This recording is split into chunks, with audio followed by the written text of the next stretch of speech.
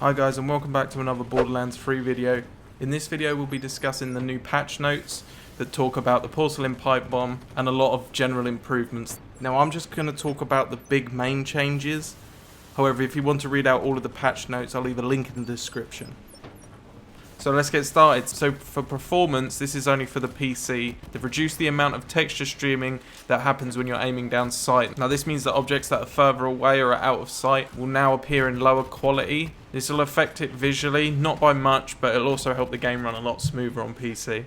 They've also addressed a report concern where certain users with a lot of people in their friends list saw more frequent hitching. And finally, they're implementing general stability improvements.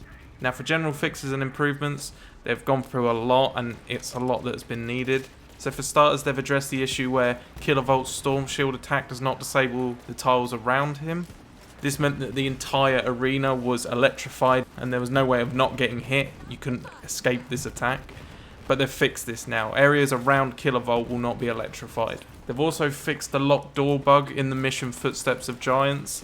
Now this would happen if you left the game before travelling to Tazandir's ruins.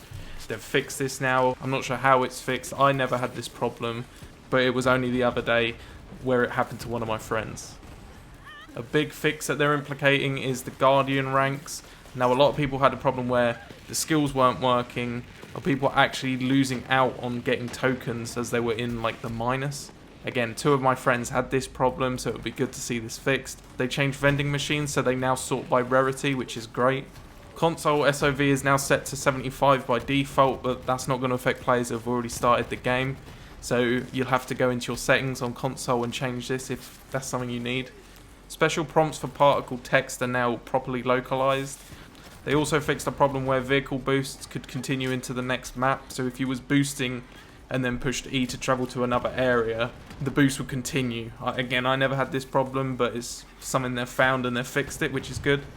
And finally, they have fixed the Porcelain Pipe Bomb, where it sets off multiple explosions when colliding with objects. And this is how you're able to farm XP from the Grave Ward and Tyrene the Destroyer. So they also left a message saying, "This grenade was never meant to explode multiple times. All enemies in the Borderlands universe are now safe from being instantly melted by radioactive poop." Now there's a lot of UI upgrades. I'll just skim through a few of them. They've fixed the unread mail icon when you didn't have mail. Iron Bear button prompt will now correctly update if you rebind your controls. Modified features and elements of Crazy L's shop. Fixed an issue where subtitles wouldn't display after initial cutscene. Fixed an issue where social notification became stuck on screen. Addressed a player concern that certain item preview images were failing to load inside the bank. And much more. Again, I'll leave a link to the patch notes in the description so you can have a closer read. And finally, split screen and online multiplayer has been patched. They addressed a concern that the dialogue volume faded too low before switching to the echo during split screen gameplay. I have this problem in solo sometimes. It feels like the characters literally stop talking before they come up on the echo. So it'd be nice to see this in the solo play as well. They addressed a concern that free player groups were having trouble matchmaking with an additional solo player. They fixed an animation glitch where one player can be sprinting and the other one opens their echo menu. The sprint animation stops. They modified certain audio elements that were reportedly looping for clients. They addressed a concern so that Guardian skill Dead Man's Hand now functions properly. And players' icons are now pinned to the side of the minimap when playing in any kind of multiplayer. So there you have it. There's the Borderlands 3 patch notes for September 26th. This patch goes live at 3 PM PDT. Like I said at the beginning, I'll leave a link in the description so you can read through the entire list. If you're running into any problems, leave them in the comments. I'd love to have a look. At the moment, I've got this problem where when I'm playing through the story and I kill Troy Calypso, after the cutscene I just keep falling through the world. So I have to like reset my game.